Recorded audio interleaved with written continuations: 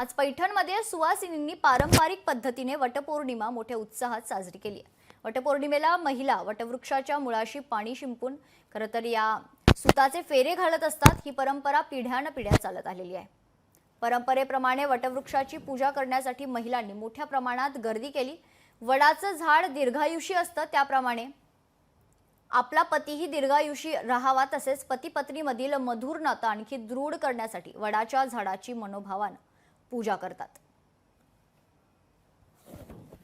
आज म्हणजे इतका आनंदाचा दिवस आहे। आज सौभाग्यवती महिलांचा दिवस आहे।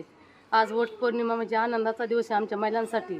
आज दिवसभर उपवास धरतात, नवऱ्यासाठी पतिदेवासाठी 7 जन्म हाच पती मिळो ही प्रार्थना करतात। आज वटपौर्णिमेचा जो कार्यक्रम आहे त्या कार्यक्रमामुळे सर्व महिला भगिनी मोठ्या प्रमाणात इथं उपस्थित राहून सर्वांनी देवाचं दर्शन घेऊन आणि पूजा साजरी केली आहे। आज वटपौर्णिमा आहे। सगळ्या महिलांनी वडाचे पूजन करून महादेवाचं दर्शन करून बालाजीचं दर्शन करून सगळ्या देवाचा आशीर्वाद घेतला व त्यांना 7 जन्म हाच पती मिळू दे अशी प्रार्थना केली।